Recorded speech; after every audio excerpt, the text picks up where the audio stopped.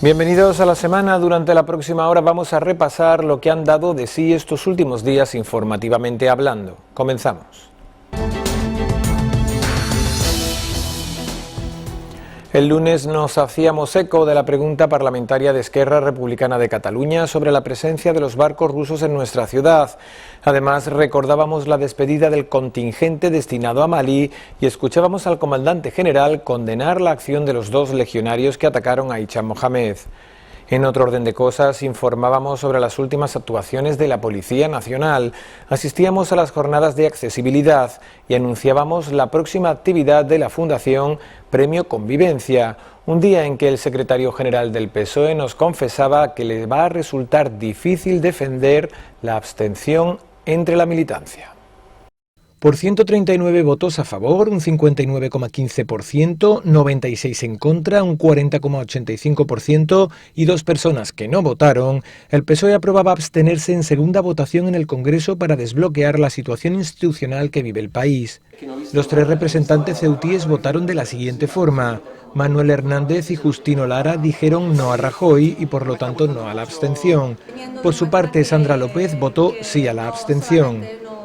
Para el secretario general del PSOE de Ceuta no se puede dejar gobernar al partido que a su juicio más ha recortado en educación, sanidad y derechos laborales y que está salpicado por casos de corrupción. Mariano Rajoy durante estos 4 o 5 últimos años que ha hecho una política de carácter antisocial y además en un segundo aspecto motivado por los problemas de corrupción que han azotado al Partido Popular y que bueno pues denotan que Mariano Rajoy es un presidente de un partido corrupto. El secretario general ceutí ha hecho especial hincapié en que el problema fundamental es que con la abstención es muy probable que el PSOE pierda la confianza de gran parte de la ciudadanía, ya que la abstención significa perder la dignidad y ha expuesto que el partido ha de ser leal con lo que se predicó durante la campaña. Indudablemente va a ser muy complicado para mí hacer esta pedagogía cuando yo he hecho una apuesta por el no y entonces yo puedo trabajar pues las razones del no y los argumentos del no. Como secretario general, como cargo dentro del partido, pues tengo mi responsabilidad y pondré todos los medios a mi alcance con las limitaciones, ya digo, de haber hecho una apuesta por el no para intentar explicar en la medida de mis limitaciones, pues ya digo, principalmente a los votantes, a los militantes, pues esta situación que ahora mismo se ha apostado por parte del Partido Socialista. Por último, Hernández ha asegurado que la abstención es pensar tan solo a corto plazo y se ha mostrado en todo momento partidario de tener un posicionamiento coherente con los principios y valores socialistas. El tiempo será ese juez implacable que dará y quitará razones. Indudablemente, ahora mismo pues hay mucha gente dentro del partido que opina que esto puede llevar a una situación de debilitamiento porque hay muchos militantes y muchos votantes del partido que no estaban de acuerdo con esta abstención. ¿Por qué un país de la Unión Europea y de la OTAN colabora con Rusia facilitando apoyo logístico a sus buques que participan en la guerra de Siria apoyando a Bashar al-Assad? Esta es la pregunta que Esquerra Republicana de Cataluña ha dirigido a los ministros de Asuntos Exteriores y de Cooperación y de Defensa en funciones en sede parlamentaria. Y es que según este partido, 4 de los 5 últimos barcos rusos que han atracado en Ceuta habrían participado en operaciones militares a lo largo del último año para favorecer a al-Assad. Esquerra Republicana de Cataluña recuerda que España pertenece a la Unión Europea, que está aplicando severas sanciones económicas a la administración de Putin tras la anexión de la península de Crimea y el conflicto armado en las regiones orientales de Ucrania. Esquerra Republicana, para justificar sus peticiones de comparecencia, aporta diversas informaciones aparecidas en medios de comunicación internacionales, entre ellos de Estados Unidos. Según fuentes gubernamentales del Servicio Exterior Español citadas en el Diario Público, existe un protocolo interno en la OTAN según el cual, cada vez que buques de armadas de cualquier país repostan en puertos de países de la organización, se comunica al resto de los socios, y España lo cumple. En concreto, agregaron que en el puerto de Ceuta repostan buques rusos y de otros países y que su paso siempre se comunica a los países socios de la OTAN. Hay que recordar que ya en el mes de mayo y tras las críticas republicanas en el Congreso de los Estados Unidos, la Armada Española contestaba a través de los medios que Ceuta acoge barcos rusos porque no está bajo el paraguas de la OTAN. Y es que añadían que Ceuta y Melilla deben ser tratadas como territorio OTAN para lo bueno y para lo malo. El acuartelamiento González Tablas del Cuerpo de Regulares acogió el acto oficial de despedida del contingente español, formado por 98 militares y compuesto en su mayoría por unidades de Ceuta, que se desplazará a Mali en misión internacional. En el marco de la misión que allí tiene encomendada la Unión Europea, la unidad permanecerá durante 6 meses en el sur y el centro del país africano, asesorando, formando y adiestrando al ejército maliense. El acto estuvo presidido por el comandante general, acompañado por los jefes de las unidades, centros y organismos de la Comandancia General de Ceuta. Que la instauración de una paz duradera en Mali es algo esencial para la estabilidad en la región del Sahel y, en un sentido más amplio, para la seguridad del resto del continente africano, para la seguridad de Europa y, como consecuencia, también para nuestra propia seguridad. Estuvieron presentes las principales autoridades militares y civiles, el presidente de la ciudad y el delegado del gobierno, así como familiares de los integrantes del contingente. En nombre de la Comandancia General de Ceuta, muchas gracias por vuestra comprensión e implicación y por el esfuerzo que realizáis al vernos marchar. Pero también quiero deciros que vuestro apoyo a nuestros militares es imprescindible y de la máxima importancia a través de las palabras de aliento que podáis proporcionarles a lo largo de los meses que dure su misión en Mali. La formación al mando del coronel jefe del Grupo de Regulares número 54, Antonio Varo Gutiérrez, estuvo compuesta por mando y plana de mayor, escuadra de gastadores, música del batallón de cuartel general y un batallón mixto de 3 compañías de las diferentes unidades de la Comandancia General, así como el contingente militar destinado a Mali, que en apenas una semana se desplazará al país africano.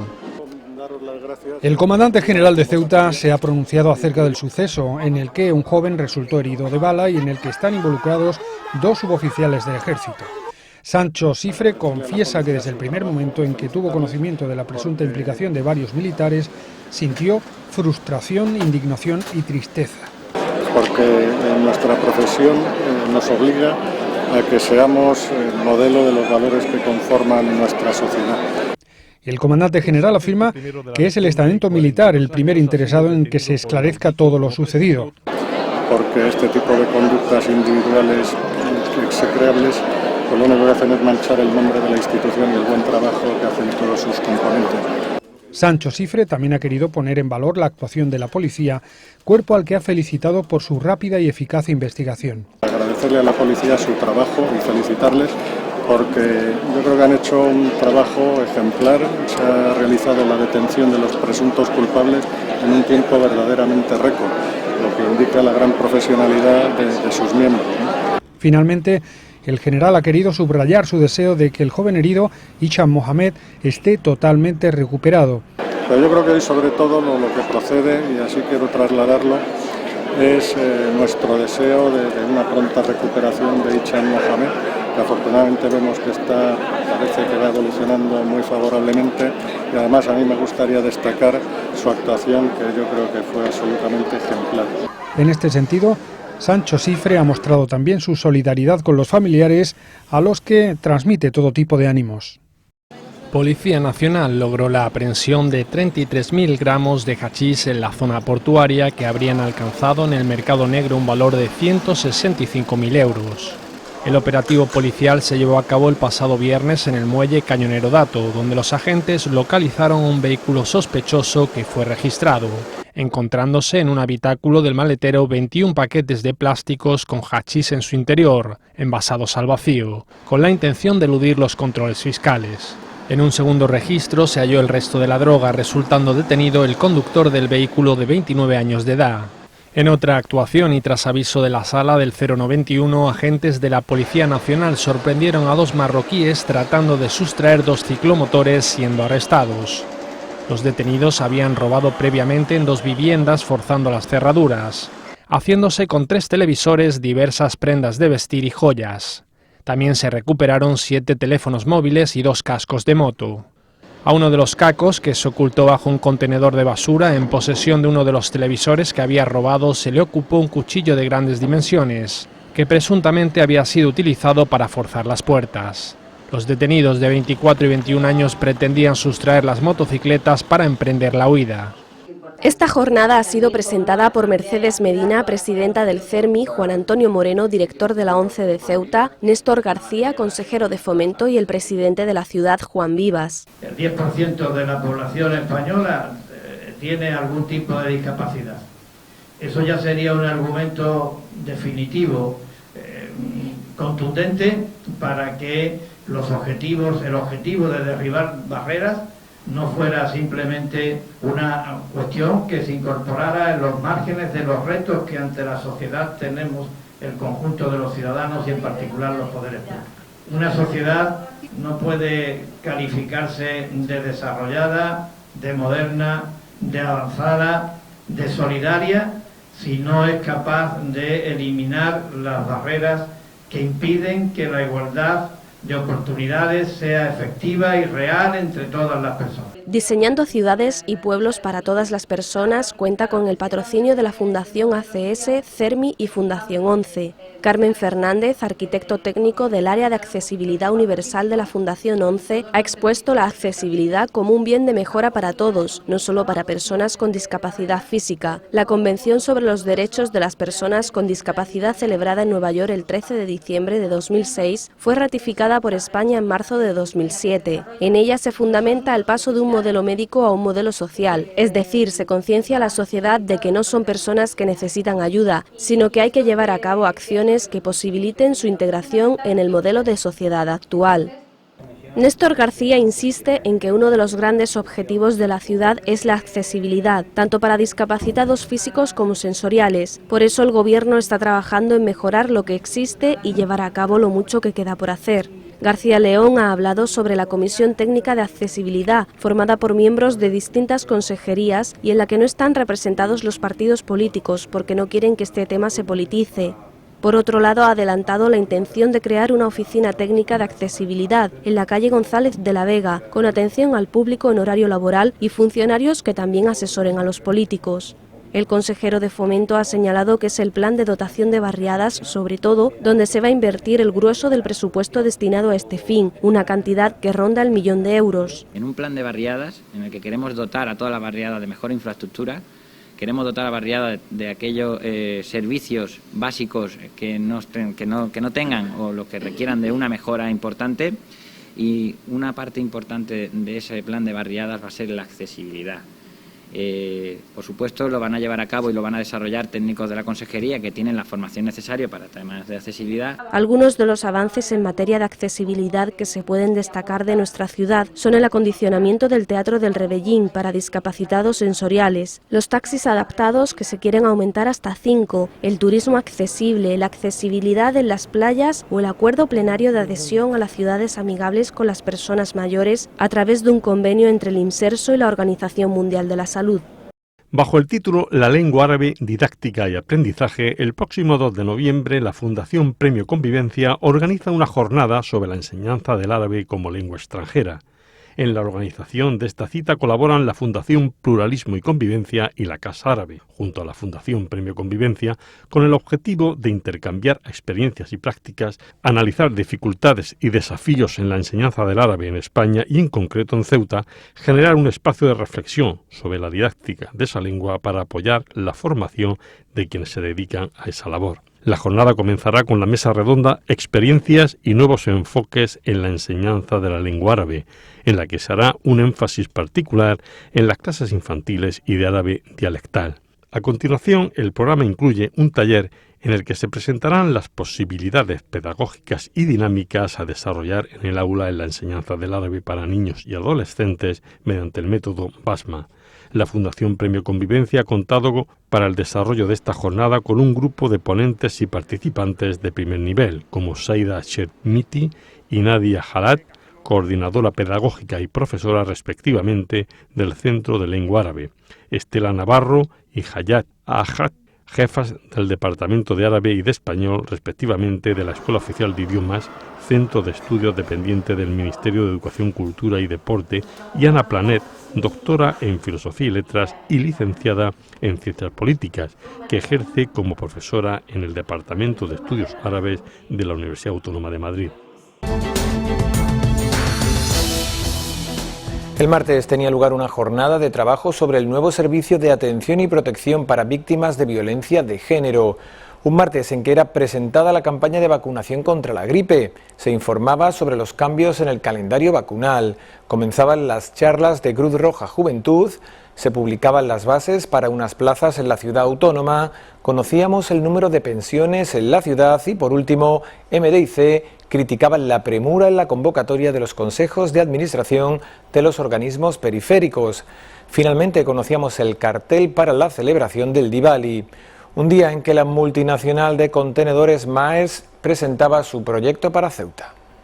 La instalación de esta multinacional, Maersk, de contenedores en Ceuta supone una apuesta decidida por nuestra ciudad y un servicio que se venía demandando para atender el mercado de la importación local. Esto es una apuesta al desarrollo lógicamente del comercio que ha generado Ceuta y como tal, a medida que se van generando estas oportunidades de mover más volúmenes, hay que acompañarlo con infraestructura. Y eso es lo que lógicamente los clientes piden, que es eficiencia, competitividad, precio y bueno, hay que ser consecuentes, digamos, un poco con lo que el cliente necesita, y esto es infraestructura, esto es desarrollo y esto es progreso. El máximo dirigente de esta multinacional para España, Portugal y el Magreb apunta a otras cuestiones relacionadas con este proyecto, que se inicia con visión de futuro. Más o menos estamos hablando de unos 5.000 contenedores al año, sí, aproximadamente eso. Nosotros siempre nos gusta crecer, eso es claro, pero es el mercado el que demanda eso, entonces hay muchas variables que impactan sobre el crecimiento de un mercado. Nosotros estamos aquí mostrando, digamos, un compromiso con el puerto y un compromiso también con el potencial crecimiento que se pueda dar. Así que si el puerto y la ciudad de Ceuta quiere lógicamente crecer, Maersk los va a acompañar. En cuanto a la situación geográfica de Ceuta como puente en el estrecho entre Ceuta y el Magreb, el consejero de la compañía para esta zona considera que las autoridades políticas juegan un papel muy importante en el desarrollo económico. Creo que no soy yo quien tiene que definir eso. Nosotros ofrecimos oportunidades en el comercio global. A través de infraestructura, a través de servicios, ofrecemos oportunidades y va a ser el mercado el que determine. Lógicamente no solamente el mercado, hay cuestiones, decisiones más importantes que van ya a nivel país, a nivel regional, que influencian el flujo de cargas. Lo que estamos mostrando es una alternativa que ojalá, digamos, los clientes puedan empezar a usar de mejor manera. Agilizar los trámites burocráticos de la mercancía de los contenedores es el fundamento de esta iniciativa, nacida en 2010 con la creación de la oficina en Ceuta, que siguió 4 años más tarde con la creación del depósito de contenedores y que ha culminado en julio con la concesión administrativa. Y el cliente de Ceuta se sirva de forma inmediata, es decir, la documentación la gestionamos en la agencia y automáticamente el hombre ha liberado su carga y se le lleva al cliente la mercancía, que ha ganado, sobre todo los importadores y exportadores locales, están encantados con esta medida, puesto que ahorramos mucho tiempo de tránsito. Imagínense, de mandar la documentación y pedir un contenedor y tardar 3 o 4 días en venir, a tenerlo de forma inmediata, lo pide por la mañana, incluso por la tarde en su almacén. Hemos ganado muchísimo, ¿no? El volumen de contenedores se ve afectado por la frontera, aunque se tiene confianza en las autoridades locales por las facilidades otorgadas a esta apuesta empresarial. Este año hicimos 5.000 TEUs. Realmente, bueno, depende mucho, como aquí sabemos, la frontera mucho nos afecta también, porque son cargas muy grandes, cargas que mueven mucho los clientes del Tarajal, y bueno, realmente confiamos que este volumen vaya incrementándose, ¿no? Porque bueno, esperamos que las autoridades también nos ayuden, que nos están ayudando, por lo cual creemos que sí que va a ir para adelante la cosa. El tránsito Algeciras-Ceuta de los contenedores es inmediato y aquí se depositan mientras se tramita la documentación y se efectúa el despacho de aduanas hasta llegar a la entrega de la mercancía al cliente. Aquí llega el barco de contenedores a Algeciras y lo que hacemos nosotros, conforme llega, sin esperar documentación ninguna, traemos los contenedores para Ceuta, los depositamos aquí y ya a disposición del cliente. Cuando él ultima toda su documentación, tanto bancaria, al fin y al cabo, toda su documentación, entonces se le entrega la mercancía. La creación de puestos de trabajo directos e indirectos es de 20 y se espera que vayan en aumento conforme avance el proyecto. Tenga usted en cuenta que se ha metido a trabajar como 8 choferes en el tráfico se ha contratado aquí 2 personas, otros 6 choferes de apoyo aquí en Ceuta, de entrega. Tenemos también una oficina con la agencia, que somos 6 personas allí, gestionando todo el tema de documentación, con lo cual se ha quedado alrededor de 20 puestos de trabajo. Creo que es una buena inversión y una buena apuesta, sobre todo del Grupo MERS por Ceuta. La jornada ha sido organizada por el Centro Asesor de la Mujer, la Unidad de Coordinación contra la Violencia sobre la Mujer de la Delegación del Gobierno y Cruz Roja. Se han inscrito profesionales de las fuerzas y cuerpos de seguridad del Estado, funcionarios de la Policía Local y del 112 y técnicos de otros servicios de las administraciones que tratan con mujeres que han sufrido maltrato. Es un recurso de acompañamiento a víctimas de violencia de género, deben reunir un requisito de no convivencia con su pareja porque hay casos y altas excepcionales en las que tampoco se les obliga a haber efectuado la denuncia. La ciudad autónoma, desde el Centro Asesor de la Mujer, estudia el perfil de la víctima y se encarga de tramitar con Cruz Roja que se facilite este recurso según la valoración de las características de la mujer que la hace susceptible de ser beneficiaria de este servicio. Porque es un recurso destinado a mujeres víctimas de violencia de género, preferiblemente con orden de protección, para hacerlas sentir más seguras. La ventaja de este dispositivo es que dispone de GPS y un botón de pánico que da la alerta a la central de Atempro, que a su vez derivará a las fuerzas y cuerpos de seguridad del Estado a través del 112. En Ceuta ya existen 32 usuarias de este dispositivo y ya lo han empleado. Gema Prieto recuerda que este servicio supone una responsabilidad. La mujer tiene que saber que es una responsabilidad, es un dispositivo que tienes que tener cargado, lo tienes que llevar siempre contigo, la centralita, en este caso Cruz Roja, hace llamadas de seguimiento, está pendiente de la situación. Por otro lado, Cruz Roja tiene asistencia psicológica 24 horas para que en momentos de angustia o estrés la mujer siempre pueda hablar con alguien que la pueda tranquilizar. El protocolo a seguir del servicio, cómo pues se gestionan las altas, las bajas, los traslados, las permanencias de las usuarias. Nosotras estamos en continua coordinación con el Centro Asesor de la Mujer, ¿vale? Ellas tienen unas funciones como entidad local y nosotras tenemos otras como referentes provinciales. El sistema Atempro es un servicio surgido a raíz de un convenio entre el Ministerio de Sanidad, Servicios Sociales e Igualdad y la Federación de Municipios y Provincias, al que se adhirieron las autonomías. Tanto la consejera de Sanidad como el director territorial de Ingesa han dado ejemplo vacunándose contra la gripe. La gripe, evidentemente, es una enfermedad de una gran trascendencia dentro de la salud pública por su alta capacidad de difusión, porque se transmite por el aire, también por la importancia dentro de la morbilidad, porque afecta a personas que se encuentran sanas, y también dentro de la mortalidad, porque claro, afecta a personas que tienen enfermedades crónicas. Y es que el reto de la campaña de este año es superar la baja cobertura de los años anteriores. No en vano la anterior fue del 28,69% en los mayores de 64 años. Me gustaría que el número de vacunaciones en Ceuta creciera un poquito más, como dije el año pasado, porque nuestras cifras no son las que esperábamos, no son las deseables, ¿no? En el sentido de que están por debajo de la media que nosotros esperábamos. Se recomienda la vacunación en los grupos de riesgo, que son entre otros los de 65 años o más, los niños y adultos con enfermedades crónicas, los que tengan enfermedades metabólicas, los que estén bajo tratamiento prolongado, las embarazadas, los trabajadores de centros sanitarios, también los de centros geriátricos, personas que ejerzan de cuidadores o los que convivan con grupos de riesgo. Este año en los centros de salud se pondrá la vacuna previa prescripción médica. También puede obtenerse en otras entidades, como por ejemplo el hospital, en los servicios de la Consejería de Sanidad, en las residencias de mayores, Inserso, CETI o centro de diálisis.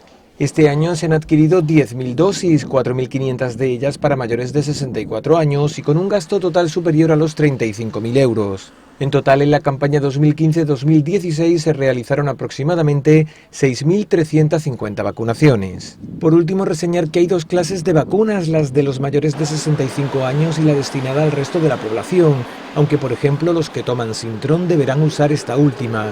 En cuanto a aquellas personas que sean alérgicas al huevo, deben consultar antes de vacunarse con su alergólogo, ya que la vacuna destinada específicamente para ellos no se ha podido adquirir al no haber disponibles en Europa.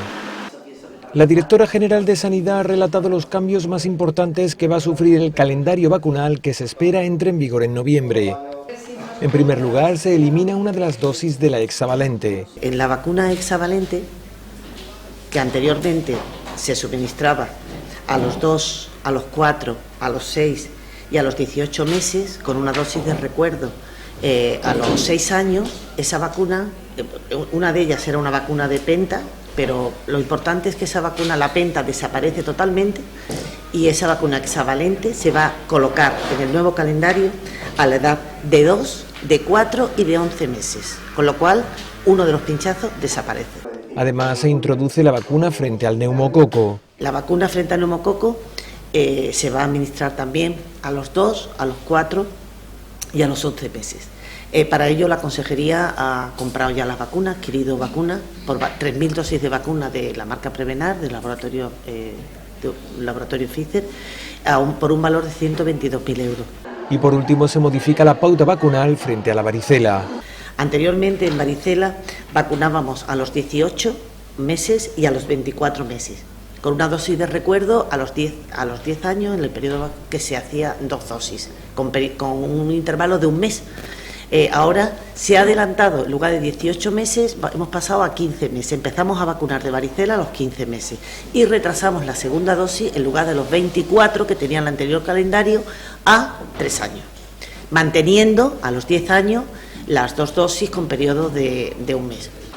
Un calendario vacunal que ha sido definido por la Consejería como el más completo de España. Cruz Roja Juventud ha iniciado hoy una serie de charlas de educación para la salud y prevención de conductas violentas. En el primer apartado se abordarán los temas de alimentación saludable, salud sexual y drogas. Aunque en plena era de la información puedan parecer temas más que conocidos, Cruz Roja se encuentra con lagunas importantes como por ejemplo no saber cómo se transmite el VIH, pensar que dejar las drogas es algo fácil o no valorar el peligro del abuso de las grasas saturadas. En cuanto a la prevención de conductas violentas, se tratarán aspectos como la violencia de género enfocada hacia la adolescencia, el acoso escolar o el ciberacoso. Un apartado especial se dedicará a la discriminación por orientación e identidad sexual, el racismo y la xenofobia. Estos temas se llevarán por todos los centros educativos de la ciudad hasta el próximo mes de mayo. Las charlas van dirigidas a alumnos de tercero y cuarto de la ESO y primero de bachillerato. La primera de estas charlas ha sido en el Instituto Luis de Camoens y no en el Clara Campoamor como se programó en un principio. En este centro se llevarán a cabo estas charlas la próxima semana. Todas las plazas convocadas son mediante concurso o oposición libre, aunque hay 2 de carácter interino, una de psicólogo y otra de auxiliar administrativo. Las demás pruebas selectivas se convocan para la provisión de 2 plazas de auxiliar de enfermería, 2 plazas de cocinero de primera y una plaza de técnico de jardín de infancia en la escala de administración especial mediante el sistema de oposición libre. La solicitud para presentarse a estas pruebas selectivas será facilitada gratuitamente en el Registro General de la ciudad. El plazo de presentación de solicitudes finaliza en 10 días naturales para el caso de la plaza de psicólogo y administrativo y 20 días naturales para el resto, a contar desde el día de la publicación en el BOCE. El número de pensiones en Ceuta se situó en octubre en 8.381, lo que representa un incremento del 1,1% con respecto al mismo mes del año anterior, según datos del Instituto Nacional de la Seguridad Social del Ministerio de Empleo y Seguridad Social.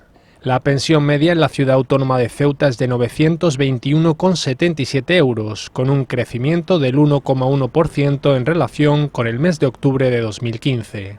Por su parte, la pensión media a nivel nacional es de 907,77 euros.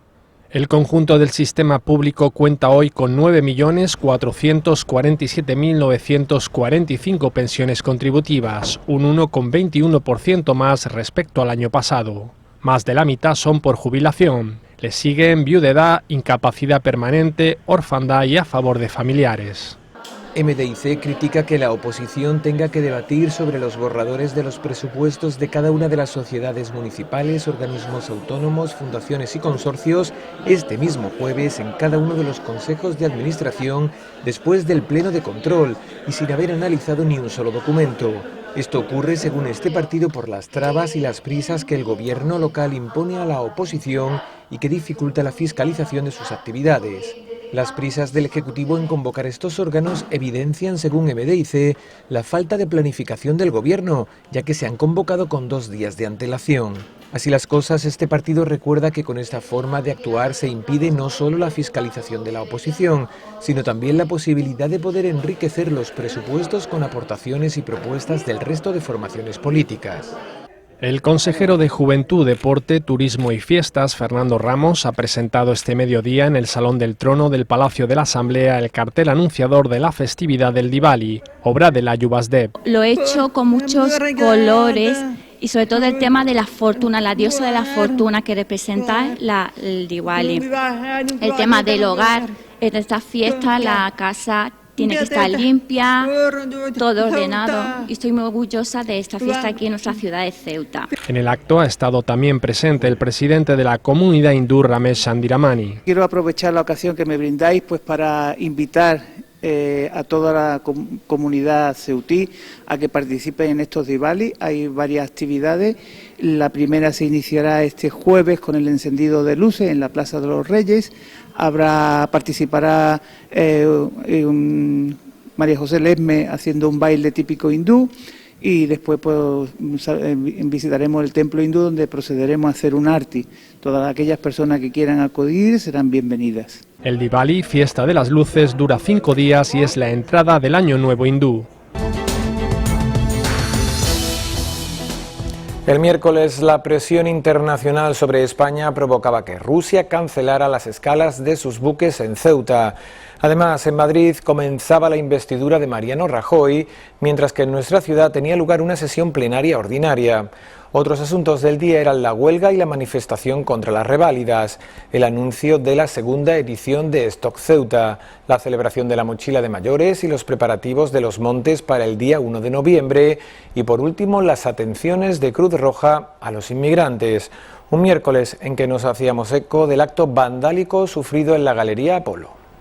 Numerosos desperfectos son los que ha provocado este incendio que tenía lugar alrededor de las 5 de la madrugada de este miércoles. El cristal del primer local a la izquierda ha reventado. Afortunadamente este local está actualmente vacío, por lo que no hay que lamentar daños más graves. El techo de la galería ya lo pueden ver, producto del efecto de las llamas.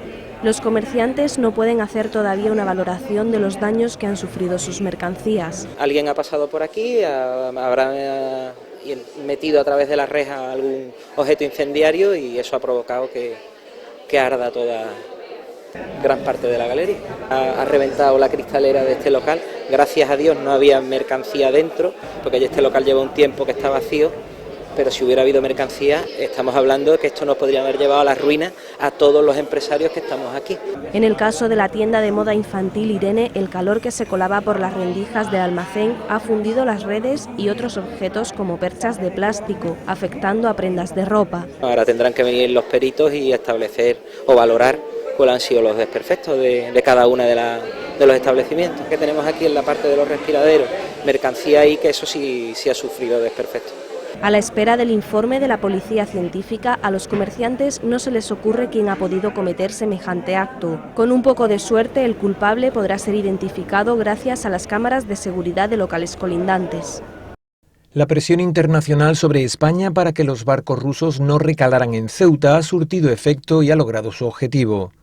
Y es que como consecuencia de esta presión, el gobierno español reconsideró su decisión inicial de dejar repostar a una flota rusa en la ciudad autónoma y solicitó a las autoridades de ese país más información sobre el destino de una flotilla que, según los medios internacionales, iba destinada a las operaciones militares en Alepo.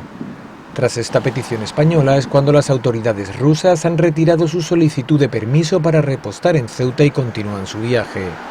Según fuentes del Ministerio de Exterior, el gobierno concedió en septiembre permisos de escala a 3 buques rusos en el puerto de Ceuta para los días 28 de octubre a 2 de noviembre. Esta autorización es habitual y se enmarcaba en la práctica por la que buques de la Armada rusa hacían escala con normalidad en el puerto de Ceuta durante los últimos años. Sin embargo, ha sido la virulencia en los ataques a España, especialmente desde medios británicos, argumentando que nuestro país no estaba cumpliendo el bloqueo a Rusia, lo que encendió todas las alarmas y provocó críticas hasta del secretario general de la OTAN. No obstante, la decisión final dependía de España y no de esta organización, ya que ni Ceuta ni Melilla están incluidas en los tratados que fijan los territorios de la OTAN y por tanto no se estaría violando ningún acuerdo con los aliados. Finalmente, la decisión de no venir ha sido de Rusia ante la petición de más información por parte de España. Está por ver si el puerto de Ceuta volverá a acoger a algún otro buque ruso en el futuro. Una vez más, la pérfida Albión ha conseguido su objetivo. Las nuevas circunstancias para que España disponga en breve de un gobierno en plenitud de funciones han sido expuestas por Mariano Rajoy en el Congreso de los Diputados. La primera es que, como todo el mundo sabe, en los 2 meses transcurridos desde la última sesión de investidura se han producido cambios muy relevantes que mejoran la situación política y abren la posibilidad de que este debate finalice de manera diferente a la anterior.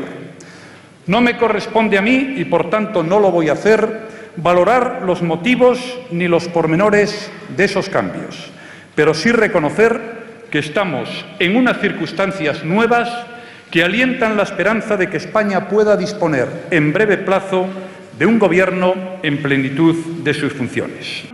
Se ha referido también a priorizar el empleo, mantener el crecimiento económico y perseverar en la política económica que ha supuesto un cambio de rumbo y la creación de 500.000 empleos anuales.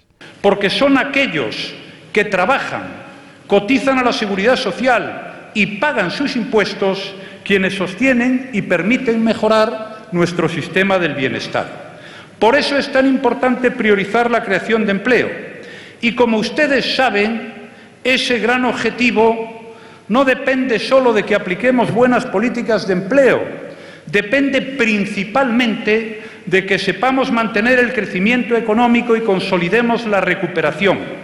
Depende, en consecuencia, de perseverar en la política económica que nos ha permitido un cambio de rumbo y no dar marcha atrás en aquellas reformas que nos están permitiendo crear 500.000 de empleos al año.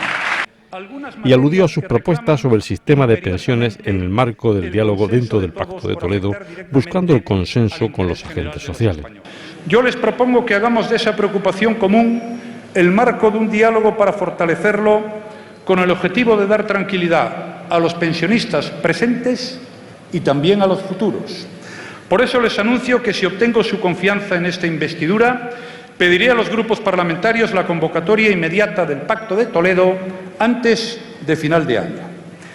Me propongo también dar un giro y un impulso al diálogo social. En los últimos años mi Gobierno ha alcanzado acuerdos importantes con los agentes sociales para fortalecer el crecimiento económico y el empleo. Su participación sigue siendo elemento clave para impulsar la recuperación de nuestra economía. Por eso, si esta Cámara me da su confianza, convocaré de inmediato a los interlocutores sociales para compartir nuestros análisis sobre la situación económica y social y abordar nuevas medidas que fortalezcan la creación de empleo y su calidad, la asistencia a los desempleados de larga duración, la implantación de la garantía juvenil, así como la sostenibilidad en el marco del Pacto de Toledo de nuestro sistema público de pensiones. El Grupo Popular rechazó la propuesta de Caballas relativa a elaborar y aplicar un plan de lucha contra la pobreza energética, al estimar que las personas vulnerables ya están siendo atendidas, ya que en 2 semanas presentarán una propuesta de modificación de todas las tasas, donde se incluye el recibo único de agua, basura y alcantarillado, al que incluirán la luz y el gas para personas vulnerables o en situación de exclusión social, en aras a una mayor justicia social. Yo creo que esto es digno de un análisis en profundidad, creo, porque los recursos económicos están, no hay que buscarlos, insisto, están en el presupuesto los recursos. Se trata de hacer más justa esa distribución del gasto. Arostegui dijo no aceptar ninguna transacción a su propuesta, por entender que las bonificaciones fiscales son un instrumento tributario independiente de las políticas sociales, ya que aquellas son consecuencia de la gran carga de los impuestos indirectos. El diputado de Caballas planteó establecer tramos de renta y gastos de consumo mínimos para adaptar estos a la renta disponible familiar, ya que en algunos hogares el gasto energético supone hasta el 25% de la renta, cuando lo óptimo sería el 5% de los ingresos familiares. Gente, porque ya en Ceuta hay gente que trabaja por 600 euros al mes, mucha más de la que parece. Estas familias no pueden pagar 100 euros de luz. Aróstegui se quejó también en su intervención que los dos periódicos locales, subvencionados con dinero público, habían silenciado la concentración de caballas ante la empresa de alumbrado en protesta por la pobreza energética de algunas personas en situación de vulnerabilidad, como signo de la influencia publicitaria de aquella. ¿Ustedes pueden creer que no hubo ni un renglón de noticias en los dos diarios que subvencionamos millonariamente en esta ciudad con los impuestos de todos sobre esa concentración? Casualmente, el día anterior, en los dos periódicos y una página completa, la empresa del alumbrado se despachaba diciendo que ellos aplican el bono social. Claro, no decían que el bono social es un imperativo del Gobierno de la Nación que se aplica en toda España y que afecta solamente a colectivos muy reducidos y solamente el 25% del consumo de algo. Esto no lo decían como un mérito propio. Se supone que para contrarrestar aquella movilización que se hacía en la puerta, que después, de manera casual, desapareció de los medios de comunicación escritos. Emilio Carreira afirmó en la sesión plenaria que la Administración está acabando un pliego de prescripciones técnicas para elaborar un nuevo contrato en el que se reflejará una mayor aportación de recursos económicos para la limpieza de solares, 4.300.000 euros, así como un mayor esfuerzo en producción normativa para corregir conductas antisociales. Nosotros tenemos que liderar con recursos, esencialmente, y son los protagonistas de la lucha contra lo que va en contra del medio ambiente, pero claro, aquí también estamos hablando evidentemente de conductas individuales. Es decir, yo no descargo la responsabilidad sobre los ciudadanos de lo que tiene que ser esta administración. Planteó varios ejemplos el titular de Medio Ambiente sobre comportamientos ciudadanos, como la falta de limpieza en algunas terrazas de las que hasta ahora no se ocupan los propietarios de establecimientos públicos. También aludió Carreira a otro comportamiento antisocial. Pese a estar establecida la recogida de enseres en la vía pública de lunes a viernes, hay ciudadanos que los depositan en fin de semana. ¿Sabe cuál sería el problema de no liderar por parte de la Administración la actividad? El que no tuviéramos el servicio a disposición de los ciudadanos. Entonces no estaríamos liderando, no estaríamos poniendo ningún recurso y por lo tanto el ciudadano se tendría que buscar la vida para deshacerse de los enseres que no va a tener en su casa toda la vida, salvo que tuviera síndrome de Diógenes, ¿no? Pero cuando el servicio existe, se presta y se pone a su disposición y no se usa, mal usa, entonces ya entramos en el terreno de lo que antes ha planteado la señora diputada, habrá que reeducar, o en algunos casos educar. Hubo coincidencia en los métodos coercitivos y sancionadores para los infractores de las normas, tanto desde el Grupo Socialista, como proponente de esta moción, como por parte del consejero de Medio Ambiente, que alabó, en este caso, este precedente de comportamiento unitario. El equipo de respuesta inmediata en emergencia de inmigración de Cruz Roja Ceuta, ERIE, ha atendido en los últimos 7 días a un total de 15 personas en 8 intervenciones distintas. No fue necesario trasladar a ninguno de ellos al hospital universitario, bastando con el habitual reconocimiento sanitario realizado por los equipos especializados. Más de la mitad de los migrantes atendidos, 8 provenían de Guinea-Conakry, todos ellos varones. Además fueron asistidos 4 menores procedentes de Marruecos en el puerto. También en la zona portuaria, en el área de embarque, resultaron atendidos 2 argelinos y un tunecino. En todos los casos, integrantes del ERIE desplazados a los respectivos lugares repartieron entre los migrantes mantas, ropa y calzado. El director provincial de Ceuta del Ministerio de Educación, Cultura y Deporte desconoce el alcance en el tiempo que puede tener la reválida, aunque reconoce que con esta medida queda condicionada la obtención del título. Las pruebas de evaluación externa, que serían las que este año entrenan las de cuarto y segundo de bachillerato, pues son pruebas que se realizarían con personal del propio ministerio y, bueno, efectivamente, si la ley se sigue aplicando, pues van a ser una prueba que condicionaría la obtención del título. No obstante, León Bendayán recuerda que la reválida es una prueba no vinculante, que en el presente curso escolar tiene solo carácter informativo. Pero sí quiero dejar claro que para el año 2017, es decir, en el año en el curso con el que nos encontramos, tanto la prueba de cuarto como la de segundo no van a ser necesarias para obtener el título, porque digamos que es un primer año de implantación y es el año de prueba en la que esas pruebas pues tendrán validez a efectos informativos para las familias, para los propios centros, pero no efectos académicos de obtención de título. La respuesta de una parte de la comunidad educativa contra la reválida ha tenido su primera repercusión esta mañana con la ausencia de unas 3/4 partes de los alumnos en los centros educativos afectados por esta medida. Hemos hecho un sondeo en todos los centros de secundaria de la ciudad y actualmente pues les puedo confirmar que han secundado la huelga entre un 70 y un 75% del alumnado, con diferencia en algunos centros, pero una media en la ciudad de un 70 o un 75%. El Instituto Almina es el centro educativo donde menos se ha secundado la huelga. Con gritos de no a la LOMCE o el hijo del obrero a la universidad, se han concentrado a las 7:30 de la tarde en la Plaza de los Reyes más de 500 personas en una movilización convocada por la Confederación Estatal de Padres de Alumnos y que en Ceuta ha contado con el apoyo de los sindicatos el PSOE, Caballas, Podemos y MDIC. Se ha dado lectura a un manifiesto en el que se recordaba los índices de fracaso escolar que sufre Ceuta, algo que según los manifestantes solo se agravaría con las reválidas. Una de las medidas en la que se refleja con más claridad este espíritu segregacionista de la LOMCE es la implantación de las reválidas que fueron suprimidas por antipedagógicas hace más de 40 años. Son unos exámenes innecesarios e injustos que cuestionan abiertamente a la labor del profesorado y que amenaza al alumnado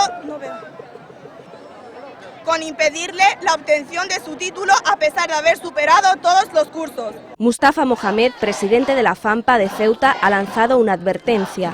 Nuestra Confederación Nacional, CEAPA, va a proponer en la asamblea que vamos a tener CEAPA, le vamos a dar 4 meses al gobierno que van a hacer el sábado. Si en 4 meses no deroga la LOMCE, no deroga la reválida y planifique un buen pacto de educación y que no recorte la educación, en febrero, si Dios quiere, nos va a tener a pie de guerra y nos va a tener luchando en contra del gobierno que salga.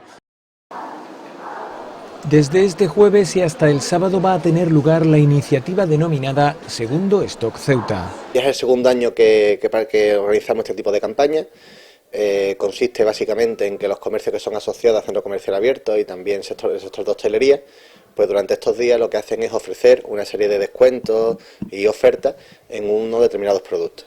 Para ello cada comercio tiene identificado una cartelería específica donde explica un poco pues en qué consiste el stock de Ceuta y después dentro de cada establecimiento tienen un apartado donde ponen las prendas en el caso del comercio o los equipos electrónicos en el caso del sector de electrónica que tienen esas ofertas o esos descuentos. Una iniciativa que se hace en estos días para incentivar y promocionar el sector de las ventas y del consumo y que a buen seguro se verá afectado por el éxodo de ceutíes con motivo del Puente de Todos los Santos. Este año se ha doblado el número de establecimientos participantes. El año pasado tuvimos una participación, que fue el primer año fueron unos 24 comercios. Actualmente en este año, ahora del 26 al 29 van a participar unos 50, lo cual se ha doblado la participación. Y tenemos prácticamente todos los sectores. Tenemos desde el sector propio del comercio sobre todo textil. Hay muchos establecimientos de este sector. Después tenemos sector de electrónica, telefonía móvil. También tenemos, por ejemplo, fuera un poco más el sector servicios, pues también algunas agencias de viajes, las cuales ofrecen pues, durante esos días por algunas ofertas especiales, algunos establecimientos de hostelería. Por último, desde la entidad organizadora, el Centro Comercial Abierto se anima a los ceutíes que no se vayan de puente a que se acerquen y conozcan las ofertas. Que aquellas personas que se queden en Ceuta, pues bueno, que sepan que durante mañana hasta el sábado, pues todos estos establecimientos pues van a tener unos descuentos especiales y que aprovechen ya también un poco mirando de cara, quiera que no, a las compras navideñas, pues bueno, aprovechar también estos 3 o 4 días para poder disfrutar de esas ventajas, esos descuentos y poder tener un buen fin de semana de compra. A las 10:30 de la mañana, 2 autobuses se encargaban de trasladar a los asistentes a la tradicional Mochila del Mayor desde la rotonda del Poblado Marinero hasta el Sarao. 700 mayores procedentes del Inserso, la Residencia Gerón o la Fundación Gallardo han disfrutado por un día de una tradición muy caballa donde no ha faltado la comida, la bebida y la música. Por un día yo creo que merece la pena que se tomen los excesos en todos los aspectos, ¿no? En el disfrutar, en el comer, en el bailar. y que, bueno, pues lo único que les deseamos nosotros, pues que les acompañe la salud y que en las próximas también podamos contar con ellos. La fiesta ha finalizado a las 5:30 de la tarde. Según Rabea Mohamed, la Mochila del Mayor es la celebración más numerosa de asuntos sociales e igualdad. El operativo especial de limpieza forestal de cara al Día de la Mochila está coordinado por Obimasa. En él participan unas 330 personas que realizan tareas de desbroce, retirada de residuos y escombros, adecentamiento de caminos y senderos y limpieza en general durante los días previos a la celebración de la Mochila y también durante los siguientes. Este dispositivo se extiende en el entorno de García Aldave y Monteacho con 180 operarios adscritos a la limpieza de vaguadas, 20 peones forestales del programa de tareas medioambientales, ambos del plan de empleo gestionado por la ciudad autónoma, y otros 120 trabajadores del llamado plan de empleo juvenil gestionado por la UTE Urbaser FCC y que están destinados al Parque de Santa Catalina. A todo ello hay que sumar 10 operarios forestales y de jardines de Obimasa, funcionarios del parque móvil y brigadas de Obimace para funciones más específicas. Este dispositivo especial incluye que el 1 de noviembre haya un retén de Obimasa con 4 personas toda la jornada y los 2 días siguientes habrá una batida intensiva de limpieza por los montes. Varias eran las noticias que centraban nuestra atención el jueves, entre ellas la sesión plenaria ordinaria de control al Gobierno, pero no era este el único punto informativo del día. Había más, vamos a verlo. Ante la incertidumbre creada y en el primer año sin la prueba de acceso a la universidad, Pau León Bendayán tranquilizó al alumnado que finaliza su formación académica antes de afrontar una carrera universitaria, señalando que existe un compromiso para dar a conocer con detalle antes del 30 de noviembre en qué consistirá esta prueba. Se prevé que sea una prueba de características similares. Y además hay ya circula por ahí algún borrador y se va a publicar en breve.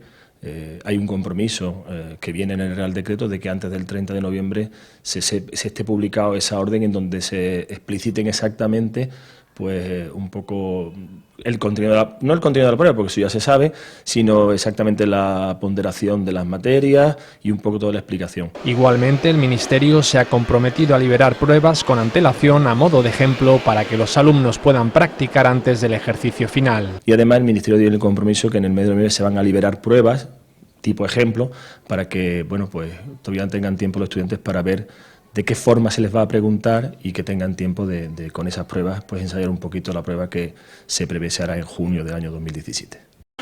La encuesta de población activa correspondiente al tercer trimestre de 2016 indica que a nivel nacional el número de ocupados se incrementa en 226.500 personas con respecto al trimestre anterior, lo que supone una subida del 1,24%. La tasa de paro en España actualmente se sitúa en un 18,91%. Es la primera vez que baja del 20%. El empleo ha crecido en 478.800 personas en los 12 últimos meses. La ocupación sube este trimestre en 8.900 personas en el sector público y en 217.700 en el privado. En Ceuta, según datos relativos aportados por el Instituto Nacional de Estadística, este tercer trimestre la ocupación ha bajado un 1,46%. Sin embargo, en la comparativa anual con respecto al mismo trimestre del pasado año, el número de empleados ha subido un 2%. El número de parados en Ceuta equivale a un 24,64%, aunque de julio a septiembre del presente año ha bajado la tasa de desempleo, tanto en el trimestre, casi un 10%, como a nivel anual. El número de hombres parados en Ceuta supone un 17,91%, mientras que el de mujeres se va hasta el 34%, la tercera cifra más alta en este apartado a nivel nacional. Susana Román afeó al Grupo Socialista que fueran ellos quienes, en tiempos de García Reciado como delegado del Gobierno, llevaran al juzgado en 2 ocasiones la ilegalidad de implantación de cámaras en la calle para control del tráfico y que el PSOE utilizó el poder fáctico del delegado del Gobierno para incumplir 2 sentencias favorables a la ciudad. En aquel entonces su grupo, el Grupo Socialista, pues hizo un despliegue de fuerza, yo lo calificaría así, ¿no? Un despliegue de fuerza con todo lo que tenía a su alcance, que en ese momento también incluía la delegación del Gobierno. Y nos obligaron a dar marcha atrás a la colocación de esas cámaras. Para que nadie dude de lo que estoy diciendo, no solo fue así, sino que nos llevaron a los tribunales 2 veces. Sentencias del Grupo Socialista contra la instalación de las cámaras de seguridad en la ciudad. La instalación de cámaras legales se ha distribuido en el cuartel de la Policía Local, 160 en Angelvicesa, 38 en Acensa, tanto en las oficinas centrales como en los depósitos de Benozú y El Serrallo, también en menores y en los mercados de la ciudad. José María Mas replicó que parecía que le sentaba mal a Susana Román que el PSOE hiciera cumplir la ley, y la consejera aludió a una realidad y a la utilización del poder fáctico de un delegado del gobierno socialista que ejerció su poder para no instalar las cámaras. Las sentencias las perdieron las 2, en el contencioso de la ciudad y después en el TSJ, que las confirmó. Primero, porque utilizaron una vía que no se debía de utilizar. Por cierto, segundo, porque el recurso era extemporáneo, y puedo seguir así, porque yo me he sacado las sentencias, las tengo aquí subrayadas y se las puedo entregar para que usted las vea. Esto no sirvió para paralizar nuestra acción. Lo que utilizaron fue un poder fáctico, que era el delegado del gobierno entonces. Y entonces, evidentemente, utilizando la ley de videovigilancia, nos prohibía utilizarlas, se lo vuelvo a repetir, para funciones de seguridad. Polémico debate el que se suscitó entre el presidente Juan Vivas y Aróstegui cuando Mohamed Ali, ponente de la interpelación sobre las intenciones del gobierno para subvencionar a la empresa de helicópteros que pretende implantarse en Ceuta, dijo que parecía un compadreo. Vivas dejó claro que las gestiones las mandató el Pleno, que la cantidad que se barajó de 300.000 euros es el tope presupuestario, que es una ayuda para la puesta en marcha de un servicio que diversifica las comunicaciones y que representa un enlace estratégico para Ceuta. Pero su compañero de bancada, cuando era miembro del gobierno de la ciudad, apostó de una manera clara por este mismo transporte, por este mismo enlace aéreo que ahora usted está calificando de elitista. Pero es verdad que contribuye a la diversificación de nuestras comunicaciones y tiene un factor positivo desde el punto de vista del desarrollo. También lo tiene. Aróstegui intervino al ser aludido por Vivas, que siempre defendió la conexión aérea de Ceuta, y el diputado de Caballas se defendió diciendo que lo que se cuestionaba era la subvención y no la implantación del enlace. Todo el mundo lo ve bien, hasta ahí podíamos llegar. Los transportes en el siglo XXI forman parte de la vida en general. Todo lo que sea diversificar, ampliar, mejorar, tiene el respaldo de todos los grupos políticos, salvo que sea un tonto. Lo que estamos cuestionando es la subvención, no el enlace aéreo. Vivas replicó insistiendo en el hecho de que el apoyo institucional a la implantación del enlace es lo que se defendía. Está contestando la consejera, usted se mete, me alude y ahora estamos pegando. ¿Estamos en plural? Estamos, claro que sí, porque en la intervención de su compañero, del señor Mohamed, me ha dicho que yo tengo un compadreo con la empresa aeronáutica y he tenido que contestar a eso porque me parece que hay un compadreo. Bueno, pues yo he querido aclararle a usted para que nadie se crea que hay ningún compadreo. Aquí únicamente, indebidamente, de verdad que estoy extraordinariamente arrepentido. Pero lo que le quiero decir que aquí solamente hay una cuestión que diferencia esto. Es decir, nosotros no estamos subvencionando a quién va a utilizar el helicóptero, por lo menos de manera directa. Nosotros lo que procuramos es un apoyo económico para la implantación de la línea porque la consideramos estratégicamente beneficiosa para Ceuta. Nada más.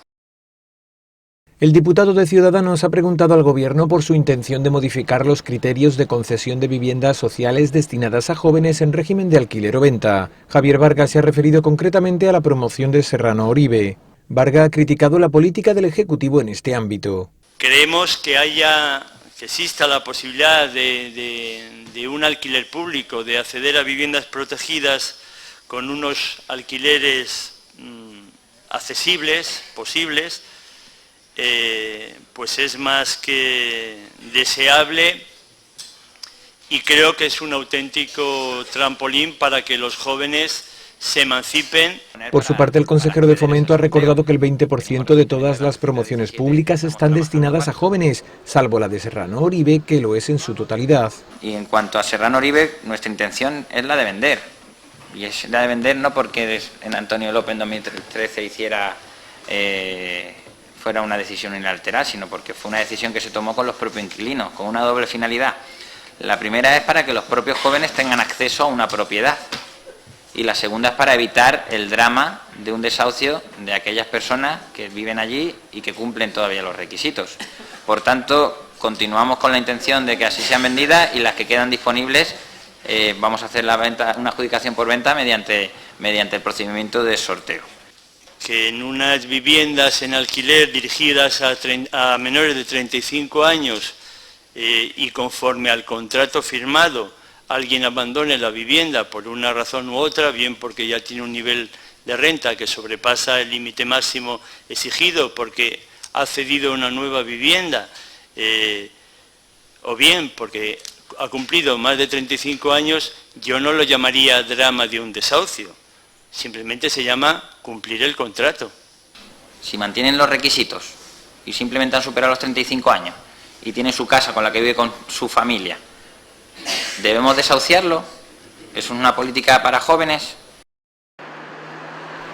La cancelación de la llegada de la flota rusa a nuestra ciudad ha sumido de incertidumbre las expectativas de muchos comercios que hacían el agosto cada vez que estos marineros permanecían varios días en la ciudad. Y es que se desconoce si esta cancelación puede ser definitiva o si tan solo afecta a los buques que llegaban esta semana. El puerto de Ceuta ha recibido el atraque de 60 buques de la Armada rusa desde que en abril del año 2010 comenzaron este tipo de escalas, la última de las cuales se produjo el 16 de octubre. En total han llegado alrededor de 10.000 marineros. Según fuentes de la autoridad portuaria, cada uno de estos marineros han podido gastar en su escala un mínimo de 300 euros. Desde la Confederación de Empresarios se hace hincapié en que, dadas las limitaciones de nuestra ciudad, cualquier renta que llegue desde fuera es muy importante, por lo que la pérdida de los barcos rusos podría suponer un palo serio para la economía local. Que en los últimos 2-3 años, si no recuerdo mal, entre 2-3 millones de euros es más o menos lo que han invertido o han gastado en la ciudad. Cuantía muy fácil de cuantificar, puesto que ellos solicitaban previamente que hubiese dinero disponible para hacer el cambio. Y la verdad que por una economía tan pequeña como es la de Ceuta, estos impactos que había, ¿no?, con la llegada de esta tripulación rusa, la verdad que era muy positivo. Unos marineros rusos que, según la Confederación, gastaban bastante dinero, sobre todo en alimentación. Nosotros teníamos más o menos contabilizado que la mayoría de su gasto iba destinado a alimentación. Es cierto también que hacían pequeñas compras para consumo propio en algunas establecimientos pues, ya de comercio, más textil o electrónica. Pero el grueso sí se lo llevaba la alimentación, puesto que hay que considerar que son gente que llevan un tiempo en el barco, en el submarino, según la tripulación que viniera, y que van aguantando ahí una cantidad de dinero, muchos meses navegando, y cuando llegan a un destino lo que buscan es el consumo para otro periodo largo navegando, ¿no? De ahí de que la alimentación fuera uno de los principales gastos que este tipo de tripulación hacía. Un gasto muy superior al que hacen, por ejemplo, los cruceristas que vienen a Ceuta. El crucerista, al fin y al cabo, el que se ha ido de crucero, pues no tiene una mentalidad de hacer un gasto importante, puesto que ya el gasto lo tiene en el crucero, ahí tiene ya su comida, su alimentación, gasto también de compras incluso dentro del propio crucero, y bueno, si es para dar un paseo, para un cliente más turístico, para conocer la ciudad. Por tanto, y si la ausencia de estos buques se confirma de cara al futuro, desde la Confederación de Empresarios están seguros de que la economía de Ceuta lo va a notar. Sí, creo que sí lo va a notar, sobre todo para aquellos comercios en los cuales en estos tiempos puntuales en los que lleguen los rusos, en esos días, pues bueno, mucho pues le puede solucionar el mes. Es como si volvemos un poco a hablar del cliente de marroquí. Es decir, al final el cliente marroquí, cuando viene a hacer aquí un gasto muy importante, también renta de fuera, al comercio, va a un comercio, hace una persona un gasto de 500, 600, 1000 euros, a mucho le soluciona prácticamente el mes. Es decir, por lo cual, aunque la incidencia no es muy continua, esa incidencia del buque, del el tripulante ruso, sí es cierto que donde realiza compras deja huella, por así decirse, ¿no? Y beneficia mucho al comercio, al establecimiento donde ha realizado la compra. Y con el repaso a las noticias más destacadas que ofrecíamos el viernes, finalizamos nuestro recorrido a la semana. El Consejo de Gobierno local ha prestado conformidad al segundo expediente de modificación de créditos con un importe total de 2.447.000 euros. Un expediente que, según la consejera de Economía, Hacienda y Administración Pública, va a suplementar algunas partidas de asuntos que el Ejecutivo considera prioritarios. Como, por ejemplo, las de la Seguridad Social, las sustituciones de personal, los gastos sociales como consecuencia de la aplicación del convenio de la ciudad. Hemos aumentado también la partida de colaboración social hemos suplementado la de alojamiento alternativo, hemos suplementado una partida para atender una deuda anterior, del ejercicio anterior, en este caso de la empresa Autobuses ADU Almadraba.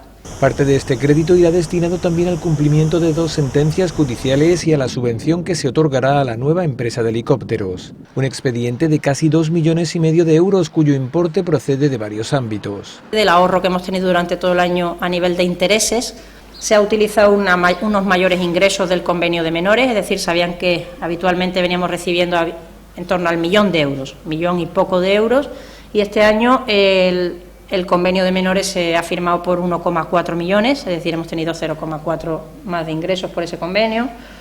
Hemos utilizado también un fondo de contingencia. Este segundo expediente de modificación de créditos deberá ser aprobado en pleno extraordinario de la Asamblea. Los investigadores han declarado que tuvieron muchas dificultades para controlar los movimientos de este grupo en la barriada del Príncipe. Según un testigo, los 6 integrantes de esta célula adoptaron medidas de seguridad nada más abandonar la barriada. En la sesión del jueves ante la Audiencia Nacional prestaron declaración 12 agentes que participaron en esta actuación policial. Uno de ellos ha recordado que en una de las intervenciones telefónicas, uno de los procesados confesó a su interlocutor que sentía deseos de ir al paraíso. Otro testimonio relataba la actitud mostrada por uno de los arrestados durante su detención, que llegó a escribir en las paredes del calabozo: «Terrorismo, Dios es grande». Por otro lado, han manifestado sospechas de que los procesados ocultaron armas que no han sido encontradas, pero se han intervenido fotografías en las que los detenidos y familiares menores portaban dichas armas. Y ya nos vamos, volvemos dentro de 7 días con un nuevo repaso a la semana. Que sean felices, adiós.